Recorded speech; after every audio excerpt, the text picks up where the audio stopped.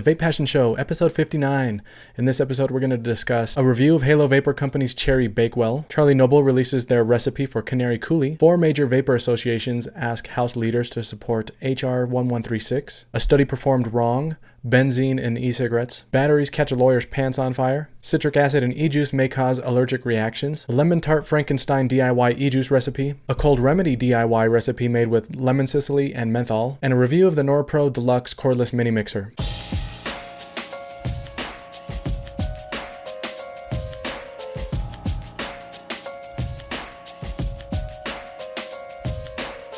If you're planning on buying a vape product anytime soon and you want to support this show, go to vapepassion.com/vendors and buy from one of those links. There are more than 50 popular vendors listed. I'll get a small commission for referring you, but it doesn't cost you anything extra. Hey, welcome back to the VapePassion Show. This is episode 59, and I'm recording this on Sunday, March 12th. So yesterday was my birthday, and I didn't do a damn thing to celebrate. Well, I had a beer with my wife, but that's about it.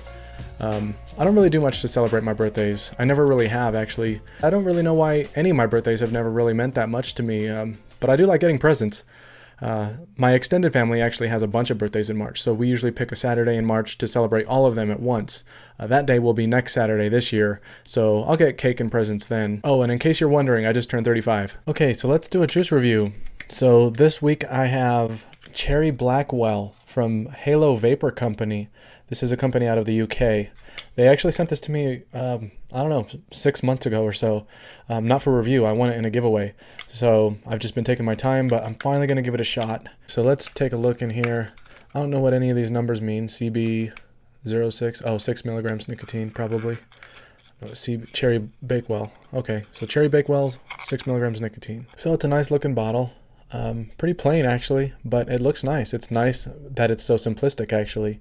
So this is described as a mix of nutty and fruity flavors in a traditional British pudding with a top note of juicy cherry against a light almond background. So pretty interesting flavor combination there. This is UK made and tested, pharma grade ingredients, rich flavor profile, 60 PG, 40 VG. Ooh, that smells very strong, that cherry flavor. It smells good though. It's a very good, strong, rich flavor. All right, so for this review, I'm going to use the K-Box 200 with the Goon RDA on top. I'm going to vape it at, what's it, set at 0.14 ohms. I guess I'll just start at 200 watts and see how that goes. I think 200 watts is too high. I'm going to have to turn that down. All right, we'll do 99 watts. 99 watts, 0.14 ohms.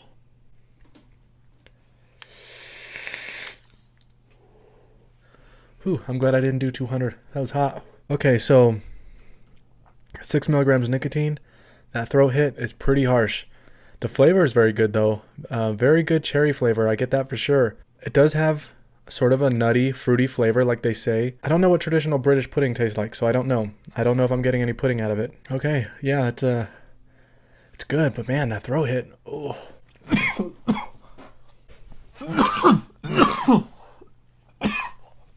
I don't know if it's from me coughing or the nicotine is different in here, but I feel like I have a nicotine buzz already off of 6 milligrams nicotine, which I never get. Yeah, if I was to get this again, which I would because it's actually really good, except for it's in the UK, so I don't want to pay all that shipping for this e-juice. But if I was in the UK, I would get it for sure.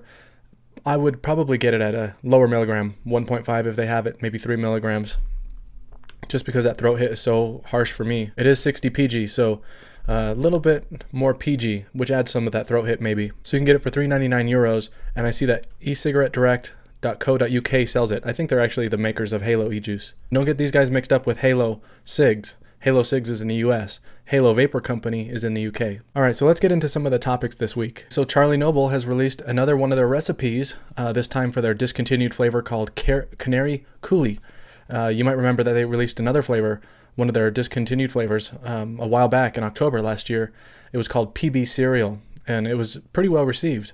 And it got the DIY community really interested in using saline as an ingredient in their mixes because that's what they used in it. This recipe also has an interesting twist that might get DIYers' attention. They recommend adding TFA sour to brighten up the fruit flavors, but they actually make their own version of this flavor if you want to get a little bit more advanced. They use a mix of citric acid and PG, although they don't provide any suggestions here on how to do that. They do mention that they do a 10% ethyl maltol and PG solution for their cotton candy flavor, and then they later say that the sour flavor is made similarly, so They aren't clear if they mean the same thing, but I'm assuming that maybe they meant that it also is a solution of 10% citric acid in PG. Another really interesting tip is that they recommend adding some tartaric acid to add some tart to the sourness. So let's talk about the name really quick. It's called Canary Coulis. If you don't know what coulis is, it's a thick sauce made from fruits or vegetables. If you've ever eaten at a fancy restaurant and ordered a dessert like cheesecake, fruit coulis is the sauce that's poured on top and sometimes swirled around the plate in an artistic way. In my experience, coulis is usually rich and sweet when it's used on desserts, and that's what Charlie Noble is going for here with the papaya flavor. All of the melon flavors are a fruit salad, and the papaya is designed to be a tropical fruit syrup poured on top. Okay, so here's the recipe. The Flavor Apprentice Honeydew at 4%, Flavor West Cantaloupe at 5%, Flavor Art Watermelon at 3%, the Flavor Apprentice Papaya at 1.5%, the Flavor Apprentice Cotton Candy at 1%, the Flavor Apprentice Philippine Mango at 3%, and the Flavor Apprentice Sour at 0.5%. And what's really cool about these releases from Charlie Noble is that they also provide full notes on each flavor of the recipe, each ingredient, how the flavor works in the recipe, and why they use it. It's great insight into the mind of a professional mixer. And if you're wondering why this one was discontinued from the Charlie Noble line, it's because the PMTA process is too expensive for basically every vape business out there. Since e-juice manufacturers usually make dozens of flavors in multiple variations, most e-juice companies had to cut a bunch of their flavors from their lines if they wanted any hope of being able to pay for the PMTA and stay in business. So that's what Charlie Noble did. They dropped some flavors from their line, and Canary Coulis was a seasonal e-juice, so they chose to cut it. But a lot of people really liked it, so there's no reason to not go ahead and make this recipe. Okay, moving on to the next story. Some of the biggest vapor associations have teamed up to send a letter to House Speaker Paul Ryan and Minority Leader Nancy Pelosi asking for their support for Senator Tom Cole's proposed bill, H.R. 1136. The Consumer Advocates for Smoke-Free Alternatives Association, which is CASA, the American Vaping Association, the AVA, the Smoke-Free Alternatives Trade Association, SFATA, and the Vapor Technology Association, VTA, have pulled together to draft a letter that emphasizes the urgent need to pass H.R. 1136, and they also discuss the misguided approach that the FDA took in regulating vapor products. The letter also links to several studies showing the benefits that vaping has in terms of harm reduction from smoking. The bill is titled the FDA Deeming Authority Clarification Act of 2017, and it's designed to change the predicate date for vapor products from 2007 to the date that the FDA deeming regulations took effect, which would be August 2016. So this would protect many of the vapor products that we have on the market today,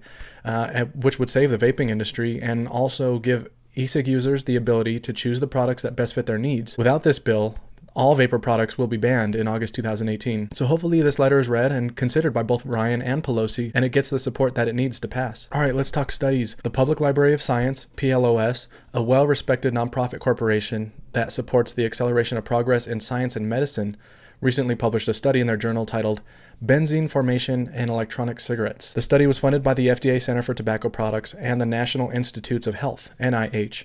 The study found that by heating e-juice in an electronic cigarette, the degradation of the compounds in the e-juice results in the formation of benzene. Due to natural processes and from events like forest fires, benzene is in the air that we breathe. It's a result of many things like gasoline fumes, paint fumes, car exhaust, wastewater, factory emissions, and tobacco smoke.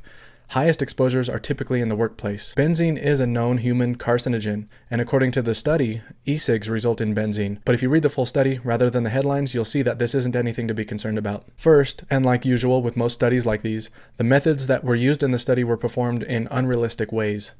3 devices were used, the PAX Joule, and 2 variable wattage refillable tank systems. The researchers chose the Joule because the e-juice that the Joule uses contains benzoic acid. Benzoic acid is not a carcinogen, but when it's mixed with ascorbic acid or citric acid and meets just the right conditions of light and heat, it can convert into benzene. The researchers didn't find any benzene in the Joule. And you know why the researchers couldn't find any benzene in the Joule? It's because they couldn't modify it to fit their needs. The Joule is a closed tank system that doesn't allow the user to change wattage or voltage. The researchers couldn't force more wattage than the pods could handle. They couldn't burn the wick and create benzene. So that leaves the other 2 devices, a Kangertech EVOD and a Kangertech Subtank Nano. For these tanks, the researchers created their own e-juice using a mix of PG, glycerol, benzoic acid, benzaldehyde, and nicotine. And if you're wondering about benzaldehyde, it's probably because it's sometimes used in some e-juices for an almond flavor. They use the adjustable devices at recommended settings and higher. The reasons that they gave for pushing beyond the recommended settings is simply because the devices can be pushed that far. whether a user does it on purpose or by accident. Now, in my opinion, these are not good reasons. It's true that users can and sometimes do get burnt hits by accident, but once it happens, they don't keep doing it. Once is enough. Anyway, they fired the EVOD at 6 watts and 13 watts for 5 seconds at a time. The EVOD is designed to be vaped at 6 watts, and they found non-detectable levels to 0.16 micrograms per gram of benzoic acid. At 13 watts, they were burning the wick, so they found 24 microgram per grams of benzene. They fired the subtank at the recommended 25 watts for 5 seconds at a time, where they found either non-detected or up to 0.19 micrograms per gram of benzene. They calculated the concentration of benzene in inhaled air to be up to 5,000 micrograms per meter cubed. This sounds bad, but what the authors fail to mention, and what Dr. Konstantinos Varsalinos mentions in his response to this study, is that humans breathe about 20 micrograms of benzene per day. To be exposed to the same levels of benzene that we breathe in normal air every day, you would need to vape 105 milliliters of e-juice per day in the subtank, or 125 milliliters in the EVOD. Now, this doesn't mean that benzene is safe in the amounts that we breathe or vape, because it's certainly not. But we know that to get even the same amount of benzene from vaping that we do from everyday breathing, we would have to vape more than 100 milliliters of e-juice per day. And on top of that, you have to vape it at unrealistic conditions like the researchers did. So is benzene from vaping something we need to worry about? Dr. Farsalinos says no. Okay, so here's a stupid story that I've been seeing everywhere. Even non-vaping friends have been sending this to me. A lawyer's pants caught on fire in the courtroom. So a lawyer named Stephen Gutierrez was defending his client in court in a case of arson. His client was accused of purposely setting a car on fire, and the lawyer was trying to prove that the car spontaneously combusted. While giving the closing arguments, the lawyer's pants began to smoke, and he quickly ran out of the courtroom. It turns out that he was fiddling with either his electronic cigarette or a spare battery during this time, and it seems to have shorted. There's not a whole lot of information about that yet, but the court believes that he might have done this on purpose as a demonstration of spontaneous combustion to prove his client's case, but the lawyer insists that it wasn't planned. It was reported that the police have taken several frayed batteries from Gutierrez as evidence. This wording leads me to believe that he had spare batteries rolling around in his pocket, unprotected, and not in his device or in a case, which is obviously dangerous. And unfortunately for Gutierrez, his client was convicted of second-degree arson. Okay, so here's another study that I came across. Citric acid has the potential to produce respiratory sensitizers. A recent study performed by researchers at British American Tobacco, BAT, which is a big tobacco company, show that citric acid in electronic cigarettes can degrade to form citroconic anhydride and itaconic anhydride. So both of these compounds can trigger an allergic reaction of varying degrees. They claim that it can range from minor hay fever symptoms to as far as anaphylactic shock. The scientists at BAT tested e-juice containing citric acid using a first-generation Cigalike product. They measured the anhydrides in the vapor. Although citric acid is generally recognized as safe and even used in pharmaceutical inhalation products, the researchers report that at high temperatures, citric acid can degrade. They say it happens at around 175 to 203 Celsius or 347 to 397 Fahrenheit. According to the principal toxicologist, Dr. Sandra Costigan, she believes that flavorings can be used responsibly and that some flavorings, like citric acid, should not be used in e-juice. So it sounds like this isn't really a concerning issue unless you get an allergic reaction from the e-juice containing citric acid, which I don't believe most people do. I've never heard of it happening to anyone. But if you notice that you do get hay fever symptoms after vaping a particular flavor, that could be the issue. All right, now let's do some quick DIY, because I got some lemon Sicily in from, I can't remember, the Flavor Apprentice maybe, and I've been wanting to use it. I looked up the Dinner Lady Lemon Tart Remix flavor, which was one of the DIY or Die's top e-juices, I think, of 2016. I don't have all the flavors for that, but I'm going to try and make it with what I have. So I'm missing a couple flavors, I'm going to replace a couple flavors, and we're just going to see what it comes out like. Last week, I also talked about this deluxe cordless mini mixer, which I ordered from Amazon for $5. So I'm going to be testing this for the first time and using on this e-juice. Okay, so I have this bottle that I just cleaned out. Just an old little plastic bottle. The first ingredient will be Bavarian cream at 0.3 grams. There we go. Tear it down to 0. Next ingredient is biscuit at 0.15. Biscuit from Inawera. Alright, went a little over, but that's not a big deal. Now this recipe is supposed to use custard pie from Flavor Art, but I don't have custard pie, so I'm going to use Capella's vanilla custard. It's at 0.45 grams. Well, went a little bit over. All right, now golden butter I don't have, so I'm not going to use that. I'm going to, and then this one is supposed to use the Perfumer's Apprentice graham cracker. I also don't have that, so I'm going to use cheesecake graham crust. They recommend graham cracker being used at 0.6, so I will also use it at 0.6. All right, now juicy lemon I also don't have, and lemon meringue I don't have. Lemon Sicily I do have. I'll be using that at 0.9 like the recipe recommends. This is Lemon Sicily from Flavor Art, 0.9. And it also calls for Flavor Art's meringue, which I don't have, so I'm going to not use that. And then sweetener, sucralose sweetener at 0.23, which I do have. 0.22 is close enough. And that's it. Now I just need to add my PG, my VG, and my nicotine. So 3.5 grams of PG. I just realized I made a huge mistake. I made it in a 10 ml bottle. I was supposed to mix this in a 30 ml bottle. Okay, so I'm going to transfer this to a 30 ml bottle and finish up the recipe. All right, here we go in a 30 ml bottle. 26.49 grams of VG. We'll do 1 gram of nicotine. No, we'll still do 1.3 grams. All right, now we just need to add what I already mixed in this other bottle. Now stir it up.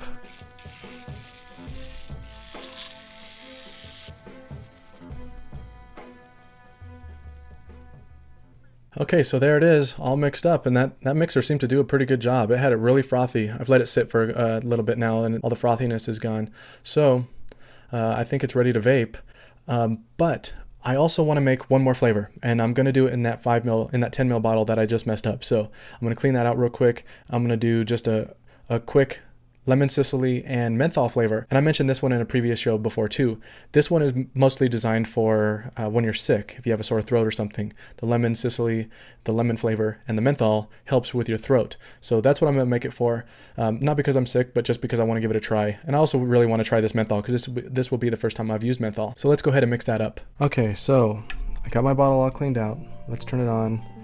And let's get to mixing. So I see most people mixing this at about 3%. People say that Lemon Sicily by Flavor Art is actually pretty good on its own. So I'm gonna give it a shot on its own with menthol. They say it's ideal for bakery. It's not sour or vibrant.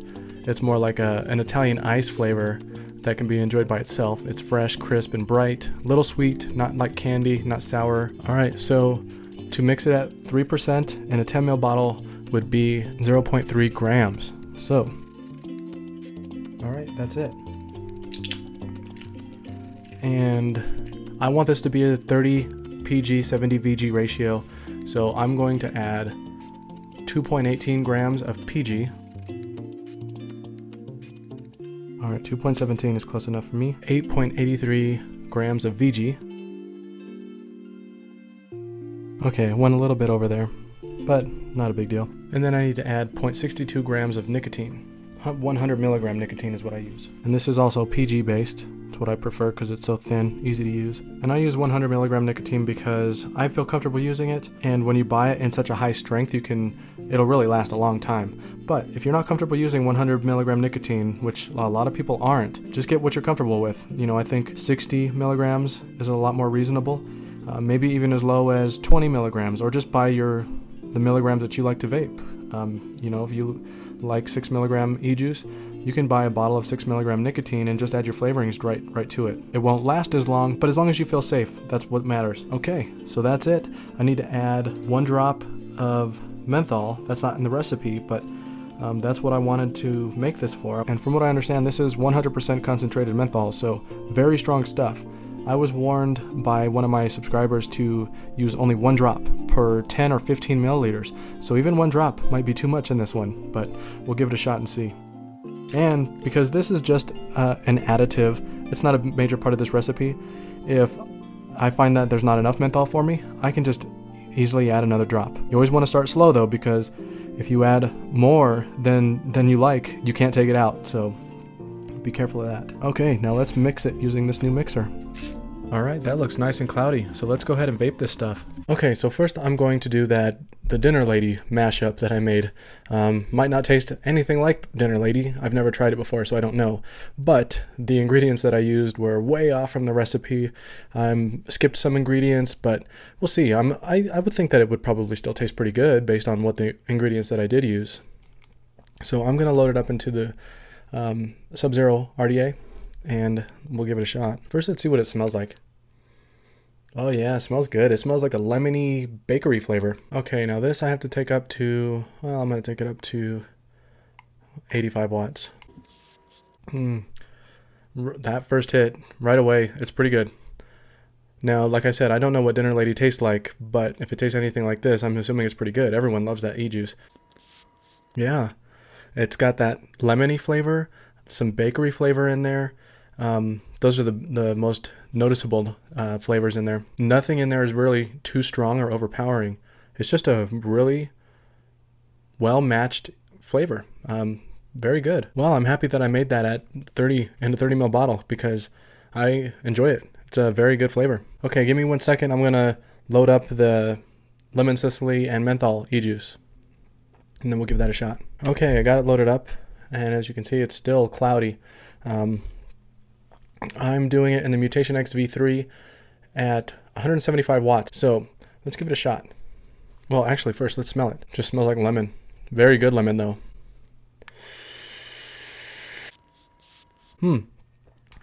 Not as much lemon flavor as I would have liked. I guess I probably could have added more lemon for my taste. I think I would have liked that maybe at 5% or 6% lemon. The menthol is there. It's very, very light. So I think I'm going to add one more drop. Now I'm not going to get the mixer out for this. I'm just going to shake it up. Hopefully that does the job. Now I've got it back in here with the extra drop of menthol. Huge change. Just that one extra drop added a lot more menthol flavor. This is how I like it. I maybe could even do one more drop, but I don't know, that might be too much because it did change quite a bit just from that one drop there. So strong that I can barely even taste that lemon at all anymore. All right, so that was some fun experimenting. Okay, so let's talk about this deluxe cordless mini mixer. So it is a 5-piece set. I got it from Amazon for $5, very cheap, made in China, and it has 4 attachments. This attachment is designed to whip. It looks like a whisk, but it's a very small whisk. You could whip something up. This attachment, this really skinny one here, is designed to stir. And this is the reason I bought this. The whole reason I bought this device, this little mixer, was for this, because you can see it's very skinny and it will fit pretty much anywhere. I'm going to use this so that I can mix directly in the bottle that I'm mixing my flavors in. This next one is for blending, and both the blender and the stirrer attachments, when you turn on the device, it spins so fast that it opens them up so that they can spread out as far as the bottle will allow it. So you get a pretty good mix this way. And this last attachment is for beating. It looks like it's got some sharp blades on it. So if you want to use the beating attachment, you can use that too. All of these attachments will probably work fine for DIY e-juice mixing, but you can't do it in a bottle. All these other attachments, the stir attachment you can. The other attachments you'd have to use in a flask or something, one of those large mixing glasses.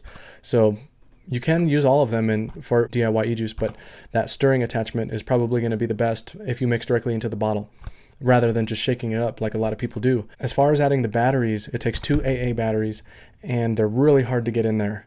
I had to really jam it in there. I was afraid I was going to break it, actually. Fortunately, I got the first battery, the one that goes in the bottom, in the right direction, because there is nowhere on the product that tells you which direction the batteries go. And so I did get that one in the right direction. The second one I didn't, and I had a hell of a time getting it out of there. They really should have included one of those cloth tabs that you can use to pull batteries out. And they should have left a little bit more room too to make it easy, because I think I have a feeling I'm going to break this when I try and take those batteries out when it dies. But we'll see when that time comes. Everything about this device is very cheap, but $5, you can't expect a whole lot. It works really well. I'm actually very happy that I bought it. I hope that this attachment doesn't break, because I doubt they sell replacement attachments for it. You'll probably just have to buy the whole thing again, but I suppose for $5, it's not that big of a deal. So far, I'm really happy with it. Okay, so that's all I have for this week. You'll find the show notes for this episode on VapePassion.com. Just do a search for episode 59. If you want to support the show, consider donating to my Patreon page at patreon.com/VapePassion. You can follow me on Twitter at VapePassion, and I'm also on Facebook if you want to leave me a comment. If you like this weekly show, please consider giving me a thumbs up on the video and subscribe to my channel if you're not already a subscriber. You can also subscribe to the podcast version of the show on either iTunes, Stitcher, or Google Play. If you'd like to get notifications of new reviews or of the show, you can sign up to receive my weekly email on VapePassion.com. And if you have any questions or comments, feel free to email me anytime at alex@VapePassion.com. All right, I'll see you next week.